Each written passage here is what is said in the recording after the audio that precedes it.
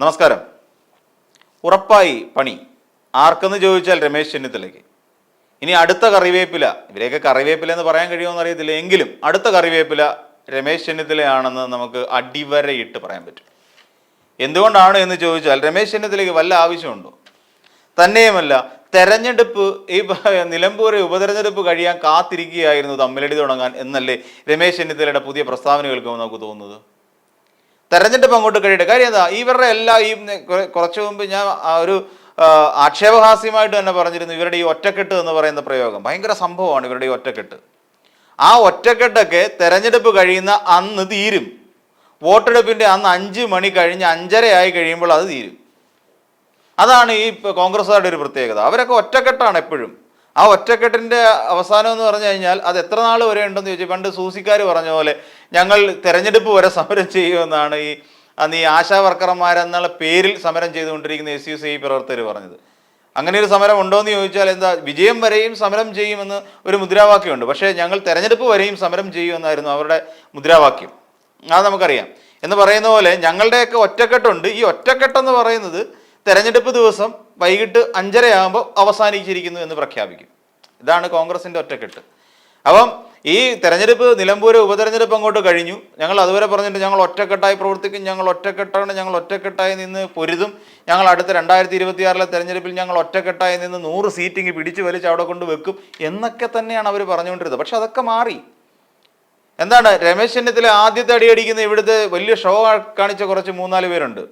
ഒന്ന് ഷാഫി പറമ്പിൽ, 2 ശക്തരിൽ ശക്തനായ രാഹുൽ മാങ്കൂട്ടത്തിൽ, 3 കഷ്ടമെങ്കിലും പറഞ്ഞുകൊണ്ട് നടക്കാൻ കഴിയാത്ത PC വിഷ്ണുനാഥ്. ഇങ്ങനെ കുറേ യുവ നേതാക്കളുണ്ടായിരുന്നു. ഇവരാണ് ഇപ്പം കോൺഗ്രസ് പാർട്ടിയെ എങ്ങോട്ട് തിരിച്ചു കൊണ്ടുപോകണം എന്നതിനെക്കുറിച്ച് ആലോചിക്കുന്നത്. കാര്യം നമ്മൾ കണ്ടു, ഇത് ആരുടെ തെരഞ്ഞെടുപ്പ് പരിപാടിയാണെന്ന് ചോദിച്ചു കഴിഞ്ഞാൽ, അല്ലെങ്കിൽ ആരുടെ പ്രചരണ പരിപാടിയാണെന്ന് ചോദിച്ചു കഴിഞ്ഞാൽ ആർക്കറിയാം എന്നായിരിക്കും നിലമ്പൂരുകാർ പറയുന്നത്. ഇവിടെ റോഡ് പണി പൂർത്തിയായ സമയത്ത് റീലിട്ടിരുന്നു, അതായത് പിന്നെ നമ്മുടെ മുഹമ്മദ് റിയാസ്. അപ്പോൾ അങ്ങനെ റീലിട്ട് കഴിഞ്ഞപ്പോൾ റീലിനെ അങ്ങ് പരിഹസിക്കുകയാണ്. റീല് അവിടെ ഇവിടെ എല്ലാം റീലാന്ന്. റോഡ് ഉണ്ടാക്കിയിട്ട് റീല്, പാലം ഉണ്ടാക്കിയിട്ട് റീല്, ഇതെല്ലാം ഉണ്ടാക്കിയിട്ടാണ് എന്നൊരു കാര്യം നമ്മൾ മറന്നു പോകരുത്. ഇതെല്ലാം നിർമ്മിച്ചതിന് ശേഷമാണ് റീൽ എടുക്കുന്നത്. അതവിടെ നിൽക്കട്ടെ. ഈ തെരഞ്ഞെടുപ്പ് അങ്ങോട്ടായപ്പോൾ ഈ റീലിനെ പരിഹസിച്ചവർ റീലോട് റീലായിരുന്നു. എന്ന് വെച്ച് കഴിഞ്ഞാൽ അവർ GP വരുന്നതിൻ്റെ റീല് കാണും. ഒരു സൈഡിൽ കൂടെ ആരൊക്കെയാണ് വരുന്നത്, ഷാഫി പറമ്പിലും രാഹുൽ മാങ്കൂട്ടത്തിലും കൂടെ ഈ തുറന്ന ജീപ്പിൽ വരുന്നതിൻ്റെ ഒരു റീല് കാണും. അത് കഴിഞ്ഞിട്ട് ഒരു കാറിൽ വന്നിറങ്ങുന്നതിൻ്റെ ഒരു റീല് കാണും. ആ റീൽ അങ്ങോട്ട് കഴിഞ്ഞാൽ തൊട്ടടുത്തായിട്ട് തന്നെ ഇവർ നടന്നു വരുന്നതിൻ്റെ റീല് കാണും. മുണ്ടേരിയിലാണെങ്കിൽ പാലം ഇല്ല എന്നും പറഞ്ഞുകൊണ്ടൊരു വലിയ പ്രശ്നം, ഞങ്ങളിപ്പം അവിടെ അങ്ങ് മലമറിക്കുമെന്നും പറഞ്ഞുകൊണ്ട് പോയി. അവിടുത്തെ നാട്ടുകാരെല്ലാം കൂടെ ഈ റീലുകാരെ പഞ്ഞിക്കിട്ട് വിട്ടു. അവിടെ ചെന്നിട്ട് അവിടെ പാലം പണി നടന്നുകൊണ്ടിരിക്കുക. പാലം ഏതായാലും മാസങ്ങൾക്കകം അത് പൂർത്തീകരിക്കും. ആ പാലം പണി നടക്കുന്നതിൻ്റെ അവിടെ ആ പാലം പൂർത്തിയായിക്കൊണ്ടിരിക്കുന്ന പാലം കാണിക്കാതെ ഇപ്പുറത്ത് ചെങ്ങാടത്തിലൊക്കെ കയറി. അതിന് മുമ്പ് ഈ പറയുന്ന സതീശൻ പോയായിരുന്നു. സതീശൻ അവിടെ ചങ്ങാടം വാടകയ്ക്ക് എടുത്ത് തുഴഞ്ഞു പോവുകയൊക്കെ ചെയ്തു. അത് റീലാക്കി. പിന്നെ അവിടെ പോയിട്ട് റീലെടുക്കാൻ നോക്കി. അത് ഒരു ക്യാമറ അല്ല, 2 ക്യാമറയും കൊണ്ട് പോയി റീലെടുക്കാൻ നോക്കി. അവിടെ വെച്ച് പാളി നാട്ടുകാർ പഞ്ഞിക്കിട്ട് തിരിച്ചു വിട്ടു. അപ്പോൾ ഇങ്ങനെയൊക്കെ റീലെടുത്ത് ജനങ്ങളുടെ മനസ്സിൽ ഇങ്ങനെ ശ്രദ്ധ, അല്ലെങ്കിൽ ജനങ്ങളുടെ മനസ്സിലേക്ക് കയറി ഇടം പിടിക്കാൻ ശ്രമിച്ചുകൊണ്ടിരിക്കുന്ന യുവ നേതാക്കളെ ശരിക്കും പഞ്ഞിക്കിട്ടത് രമേശ് ചെന്നിത്തലയാണ്. അവർക്ക് ഉത്തരവാദിത്വം ഇല്ല എന്ന് രമേശ് ചെന്നിത്തല പച്ചയ്ക്ക് തുറന്നു പറഞ്ഞു. എന്ന് വെച്ചാൽ തെരഞ്ഞെടുപ്പ് അടുത്ത് കഴിയുമ്പോൾ ഇത്തരം വിവാദ വിഷയങ്ങൾ ഉണ്ടാക്കാതെ വളരെ സൂക്ഷ്മമായി ഓരോ കാര്യങ്ങളും ശ്രദ്ധിച്ചുകൊണ്ട് വേണം ഓരോ ചുവടും യുവ നേതാക്കൾ വെക്കാൻ. അവരത്തരത്തിൽ ഉത്തരവാദിത്തം കാണിക്കേണ്ടതുണ്ട് എന്ന് അടിവരയിട്ട് ശാസിച്ചുകൊണ്ട് രമേശ് ചെന്നിത്തല പറഞ്ഞു. കാരണം നമ്മൾ അതിനുള്ള കാരണങ്ങളാണ് പറഞ്ഞത്. ചില ഉത്തരവാദിത്തങ്ങളുണ്ട്. പ്രധാനമായും നമ്മൾ നോക്കിക്കഴിഞ്ഞാൽ ഈ രാഹുൽ മാങ്കൂട്ടത്തിൽ രാവിലെ വേറെന്ന് പറയുകയും രാത്രിയിൽ 10-11 നേരം ആകുമ്പോൾ തലയെ മുണ്ടിട്ടുകൊണ്ട് PV അൻവറിൻ്റെ നട നിരങ്ങാൻ പോവുകയും ചെയ്തു. അത് നമ്മൾ കണ്ടതല്ലേ. അങ്ങനെ അല്ലെങ്കിൽ നിരുത്തരവാദപരമായ നടപടികൾ ചെയ്യുന്നത് ശരിയൊന്നുമല്ല. തെരഞ്ഞെടുപ്പ് കമ്മീഷൻ്റെ ആൾക്കാർ റോഡിൽ നിന്ന് വാഹനം പരിശോധിക്കുമ്പോൾ അവർക്ക് നേരെ തട്ടിക്കയറിയിട്ട് ഞാൻ ഇന്നലെ ഒന്നും ഉണ്ടായതല്ല, പൊട്ടിമുളച്ചതല്ല എന്ന് പറയുന്ന രാഷ്ട്രീയമല്ല ശരിക്കുമുള്ള രാഷ്ട്രീയം. നിനക്കുള്ള സർവീസ് പെൻഷൻ അല്ല, സർവീസ് പാരിതോഷികം ഞാനങ്ങ് തന്നേക്കാം എന്ന് പറയുന്നതല്ല ഒരു ഉത്തരവാദിത്തപ്പെട്ട പൊതുപ്രവർത്തകന്റെ ഗുണം. അതിന് മുമ്പുള്ള പലരും കാണിച്ചു. അബ്ദുറഹിമാൻ അടക്കമുള്ള, K രാധാകൃഷ്ണൻ അടക്കമുള്ള, അല്ലെങ്കിൽ നിങ്ങളുടെ തന്നെ മാത്യു കുഴൽനാടൻ അടക്കമുള്ള മുതിർന്ന നേതാക്കന്മാർ കാണിച്ചു തന്നു എങ്ങനെ ആയിരിക്കണം ഉത്തരവാദിത്തമുള്ള ഒരു പൊതുപ്രവർത്തകൻ ചെയ്യേണ്ടത് എന്ന്. രാഹുൽ മാങ്കൂട്ടത്തിൽ വിചാരിച്ചിരിക്കുന്ന പാലക്കാട് എങ്ങനെയോ തട്ടിമറിഞ്ഞ് ജയിച്ചുകൊണ്ട് ഞാനാണ് ഈ കേരളം മുഴുവൻ കയ്യിലിട്ട് അമ്മാനമാടി ഭരിച്ചുകൊണ്ടിരിക്കുന്ന ഒരാൾ എന്നൊരു ചിന്താഗതി രാഹുൽ മാങ്കൂട്ടത്തിൻ്റെ മനസ്സിലുണ്ട്. ഇതും പോരാഞ്ഞിട്ട് ഒരു വലിയ വെടി വന്നിട്ട് പൊട്ടിച്ചിട്ട് പോയ ഒരാളാണ് കെ സി വേണുഗോപാൽ. എന്തോ വലിയ സംഭവം പറയുന്ന പോലെ നാട്ടുകാരെ മുഴുവൻ കൈക്കൂലിക്കാരാക്കുന്ന ഒരു നടപടി പറഞ്ഞിട്ട് പോയി. അതിനെതിരെ ഇവിടുന്ന് CPM-ന്റെ വലിയൊരു അക്രമം ഉണ്ടായപ്പോൾ CPM അതിനെ കൃത്യമായി വസ്തുതകളുടെ അടിസ്ഥാനത്തിൽ വിശദീകരിച്ചു കൊടുത്തപ്പോൾ ദാ വരുന്ന ഉടനെ ഒരു റീല്. ആ റീല് ഭയങ്കര കോമഡി ഷോ ആയിരുന്നു.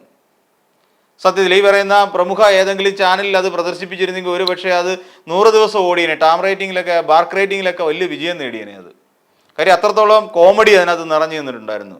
ഈ 1ാം ക്ലാസ്സിലെ പിള്ളേർ ഇതാരാ ഉണ്ടാക്കിയേ, അത് ഉമ്മൻചാണ്ടി, ഇതാരാ ഉണ്ടാക്കിയേ, അത് ഉമ്മൻചാണ്ടി, ഇങ്ങനെ പറയുന്ന ഒരു ഭയങ്കര കോമഡി ആയിരുന്നു. ഭയങ്കര രസമായിരുന്നു കണ്ടുകൊണ്ടിരിക്കാൻ. വസ്തുതകളില്ലെങ്കിലും കുറെ വെള്ള പേപ്പറിനകത്ത് ഒരു കുന്തോ എഴുതാത്ത കുറെ വെള്ള പേപ്പർ എടുത്ത് വെച്ചുകൊണ്ട് അതും നമ്മളൊന്നാലേക്ക് ഇത് പിള്ളേർ കളിയാന്ന് പറയാം. ഇപ്പൊ രാഹുൽ മാങ്കൂട്ടവും ഷാഫി പറമ്പിലും ഒക്കെ ചെയ്താൽ പിള്ളേർ കളിയാന്ന് പറയാം. ഇച്ചിരിയുടെ മുതിർന്ന ഒരാളല്ലേ ഈ PC വിഷ്ണുനാഥ്, ഒരു 19 വയസ്സിന് വലിയ പ്രായമില്ലേ.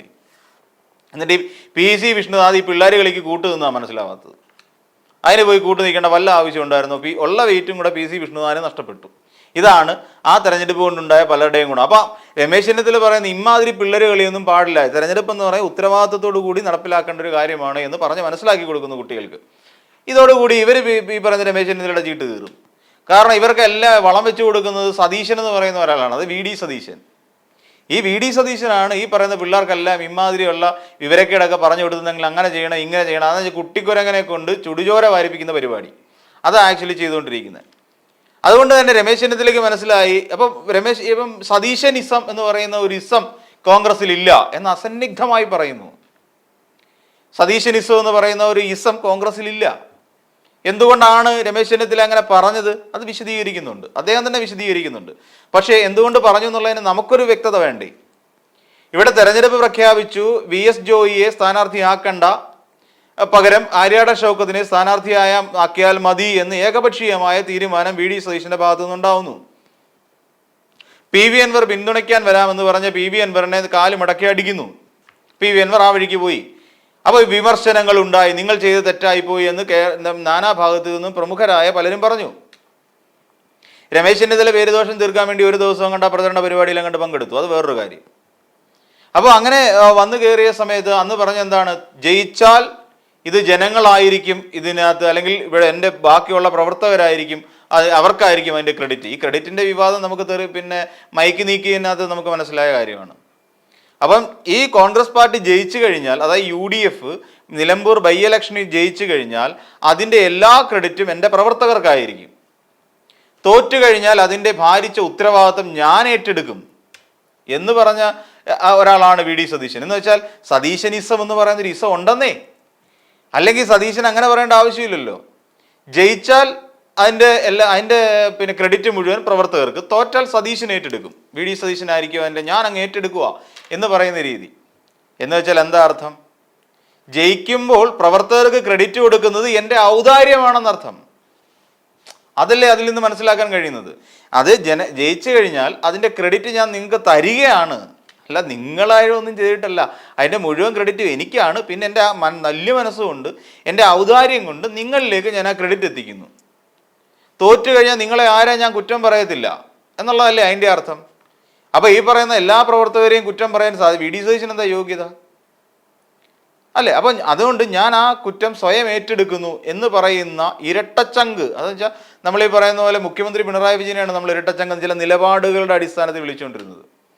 ചില നിലപാടുകൾ എന്ന് വെച്ചാൽ ചിലപ്പോൾ അദ്ദേഹം എടുത്തിട്ടുള്ള ചില നടപടികൾ ഒരു സംസ്ഥാനം മുഴുവൻ നിന്ന് വിറങ്ങലിക്കുമ്പോൾ ആ സംസ്ഥാനത്തെ ചേർത്ത് പിടിക്കാൻ അദ്ദേഹം കാട്ടിയ മനസ്സ്, അല്ലെങ്കിൽ അങ്ങനെ എടുക്കുന്ന തീരുമാനങ്ങൾ, അതാണ് ശരിക്കും അദ്ദേഹത്തിന് ഇരട്ടച്ചങ്കൻ എന്നുള്ള ഒരു പേര് കൊടുക്കാൻ കാരണം. അപ്പം ഇത് പറയുന്നത് എന്താണ്, ഇങ്ങനെ ഒരു ഇരട്ടച്ചങ്കനാണ് ഞാനും എന്ന് കാണിക്കാൻ വേണ്ടി ഈ അടുത്ത കാലത്തായിട്ട് പിന്നെ VD സതീശന് പിണറായി ഭക്തി, അതായത് ഒരു ആരാധന മൂത്തിട്ട് അത്തരം ചില കാര്യങ്ങൾ ജീവിതത്തിൽ പകർത്താൻ ശ്രമിച്ചുകൊണ്ടിരിക്കുന്ന ഒരാളാണ് VD സതീശൻ എന്ന് പലപ്പോഴും തോന്നിയിട്ടുണ്ട്. അപ്പോൾ അതിൻ്റെ ഉത്തരവാദിത്വം ഞാൻ ഏറ്റെടുക്കുന്നു, ജയിച്ച ക്രെഡിറ്റ് ഞാൻ നിങ്ങൾക്ക് തരാം എന്ന് പറയുന്ന പോലെ. എന്ന് വെച്ചാൽ ആ ഇസമുണ്ട് എന്നാണ് പറയുന്നത്. അപ്പോൾ പറയുകയാണ് ജയിച്ചാലും തോറ്റാലും അതിൻ്റെ എല്ലാ ഉത്തരവാദികൾ എന്ന് പറഞ്ഞ ജനങ്ങളോ അല്ലെങ്കിൽ പ്രവർത്തകരോ ആണ്. ഈ പറയുന്ന പോലെ സാധാരണക്കാരായ ജനങ്ങൾ അല്ലെങ്കിൽ പ്രവർത്തകർ കിടന്ന് പ്രവർത്തിച്ചിട്ട് തന്നെയാണ് വിജയിക്കുന്നത്. പ്രവർത്തനം മോശമായതുകൊണ്ടല്ല അവർ പരാജയപ്പെടുന്നതും. കാരണം എന്താ, മറ്റൊരു പാർട്ടി അതിനേക്കാൾ മികച്ച രീതിയിൽ പ്രവർത്തനം കാഴ്ചവെക്കുന്നതുകൊണ്ടാണ് ഒരു പാർട്ടി ജയിക്കുകയും തോക്കുകയും ചെയ്യുന്നത്. അല്ലെങ്കിൽ ആ സ്ഥാനാർത്ഥിക്ക് ഒരു മണ്ഡലത്തിലുള്ള പ്രാധാന്യം അനുസരിച്ചിട്ടാണ് ജയവും തോൽവിയും. അല്ല, ഇത് ആരുടെയും ക്രെഡിറ്റ് അല്ല, ആരും ഇതിന് ഉത്തരവാദികളുമല്ല. ജനങ്ങളാണ് ശരിക്കും ആ ജയിപ്പിക്കുന്നത്. ജനങ്ങളാണ് യഥാർത്ഥ ജനാധിപത്യത്തിൻ്റെ ആണിക്കല്ലെന്ന് പറഞ്ഞാൽ ഒരു നേതാവല്ല. അതുകൊണ്ടാണ് രമേശ് ചെന്നിത്തല പറഞ്ഞത്, രമേശ് ചെന്നിത്തല വ്യംഗ്യമായി സൂചിപ്പിച്ചിട്ട് പോയെന്ന് മാത്രം. ജനാധിപത്യത്തിൻ്റെ ആണിക്കല്ല് എന്ന് പറഞ്ഞാൽ ജനാധിപത്യത്തിൽ ആര് ജയിക്കണം തോൽക്കണമെന്ന് നിശ്ചയിക്കുന്നത് ജനങ്ങളാണെന്നേ. നിങ്ങളതിന് അല്ലെങ്കിൽ ഒരു കോൺഗ്രസ് പാർട്ടിയോ അല്ലെങ്കിൽ LDFോ ഇവിടെ കിടന്നുകൊണ്ട് എത്ര തവണ കുരച്ചിട്ടും കാര്യമൊന്നുമില്ല. കാരണം ജനങ്ങൾ തീരുമാനിക്കണം ഞങ്ങൾക്ക് ആരെ വേണം എന്ന്. ചോയ്സാണ്, ജനങ്ങളുടെ ചോയ്സാണ്.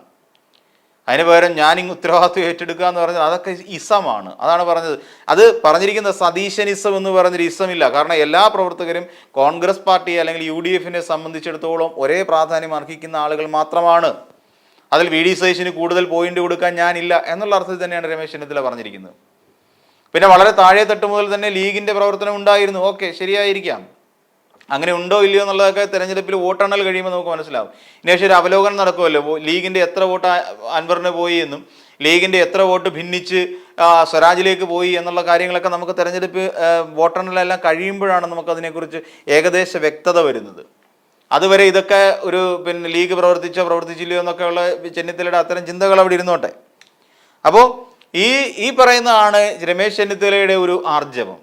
ഇതോടുകൂടി VD സതീശൻ്റെ കണ്ണിൽ കരടായി മാറാൻ പോവുകയാണ് രമേശ് ചെന്നിത്തല എന്ന് പറയുന്ന നേതാവ്. ഇതിനു മുമ്പ് ഒരു വീഡിയോയിൽ സൂചിപ്പിച്ചിരുന്ന പോലെ രമേശ് ചെന്നിത്തലയ്ക്ക് മുഖ്യമന്ത്രി പദത്തിലേക്ക് എത്താൻ ഒരുപാട് കടമ്പകൾ കടക്കണം. രമേശ് ചെന്നിത്തല പ്രതിപക്ഷ നേതൃസ്ഥാനത്തിരുന്ന സമയത്ത് രമേശ് ചെന്നിത്തലയ്ക്ക് ഒരു വിചാരമുണ്ടായിരുന്നു, അടുത്ത തവണ ജയിക്കും. അതായത് രണ്ടാം പിണറായി സർക്കാർ അധികാരത്തിൽ വരുന്ന ആ കാലഘട്ടത്തിൽ, അതിന് മുമ്പുള്ള തെരഞ്ഞെടുപ്പിൽ രമേശ് ചെന്നിത്തല പറഞ്ഞിട്ടുണ്ട്, ഞാൻ 10ഉം 18ഉം ഒക്കെ തെരഞ്ഞെടുപ്പിനെ ഞങ്ങൾ മുന്നിൽ നിന്ന് നയിച്ചിട്ടുണ്ട് എന്ന് പറയുകയാണ്. അതായത് VD സതീശൻ അങ്ങനെ ചെയ്തിട്ടുണ്ടോ എന്നൊരു ചോദ്യം അതിനകത്തുണ്ട്. ഞാൻ 10ഉം 18ഉം തെരഞ്ഞെടുപ്പുകൾ ഞങ്ങൾ മുന്നിൽ നിന്ന് നയിച്ചിട്ടുള്ളവരാണ്. ശരിയാണ്, രമേശ് ചെന്നിത്തലയെ അപേക്ഷിച്ച് നോക്കുമ്പോൾ VD സതീശൻ അത്ര വലിയ പ്രാധാന്യമൊന്നും കോൺഗ്രസ് പാർട്ടിക്കുള്ളിൽ ഉണ്ടായിരുന്നില്ല. സ്വയം ഉണ്ടാക്കിയെടുക്കുകയാണ്. അത് വെട്ടേണ്ടവരെ വെട്ടിയും കൊള്ളേണ്ടവരെ കൊണ്ടുമാണ് സത്യത്തിൽ അങ്ങനെ ഒരു നേതൃപദവിയിലേക്ക് VD സതീശൻ എത്തുന്നത്. രമേശ് ചെന്നിത്തല മുഖ്യമന്ത്രിയാകുമെന്നുള്ള പ്രതീക്ഷയിൽ തന്നെയായിരുന്നു രമേശ് ചെന്നിത്തല ആവോളം പ്രയത്നിച്ചത്. എന്തെല്ലാം പറഞ്ഞു, ഇവിടെ മുക്കിന് മാധ്യമങ്ങളെ കണ്ടുകൊണ്ടിരുന്ന ഒരാളാണ് ഈ പറയുന്ന രമേശ് ചെന്നിത്തല. അതിൻ്റെ ഇടയ്ക്കൂടെ നൂണ്ടുകയറി വന്ന ഒരാളാണ് VD സതീശൻ.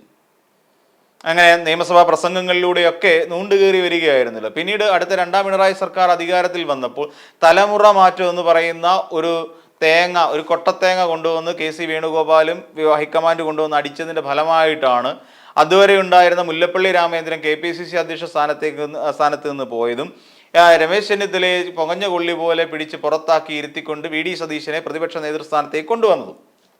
ഇങ്ങനെ ഒരു സംഭവം ഒരു രാഷ്ട്രീയ മാറ്റമായിരുന്നല്ലോ അത്. എന്നിട്ട് എന്താ പറയുക, തലമുറ മാറ്റം എന്ന് പറഞ്ഞു. അങ്ങനെ ഒരു പുതിയ വിളിപ്പേര് വന്നു, തലമുറ മാറ്റം. എന്നിട്ട് ആ തലമുറ മാറ്റം ഏറെ കഴിയും മുമ്പേ, ആ തലമുറ ഒന്ന് വളരുന്നതിന് മുൻപ് തന്നെ വെട്ടേണ്ട ഒരാളെ കൃത്യമായി കടയ്ക്കൽ വെച്ച് വെട്ടി മാറ്റി വീട്ടിൽ കൊണ്ടിരുത്തി.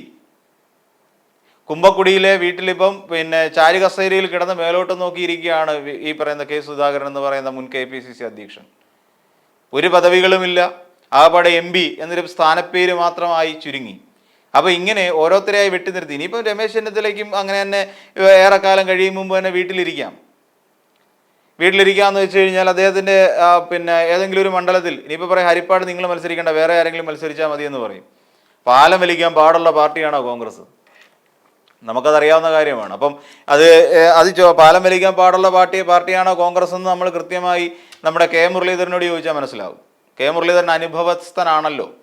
അപ്പോൾ K മുരളീധരനോട് ചോദിച്ചാൽ മനസ്സിലാവും. അതുകൊണ്ട് രമേശ് ചെന്നിത്തല സൂക്ഷിക്കുന്നതായിരിക്കും നല്ലത്. VD സതീശൻ ഈ പറഞ്ഞതിനെല്ലാം VD സതീശൻ്റെ വകയായി നല്ലൊരു മരുന്ന് ചിലപ്പം രമേശ് ചെന്നിത്തലയ്ക്ക് വേണ്ടി ചിലപ്പോൾ തയ്യാറാക്കി വെച്ചാലോ. അപ്പോൾ അതുകൊണ്ട് ഇതിനെയൊക്കെ പ്രതിരോധിക്കാൻ തക്ക ശേഷി ഉള്ള ആയുധങ്ങൾ എന്തെങ്കിലും ഉണ്ടെങ്കിൽ എടുത്ത് അരയിൽ കരുതിക്കോളൂ രമേശ് ചെന്നിത്തല എന്ന് പറയാനേ കഴിയൂ.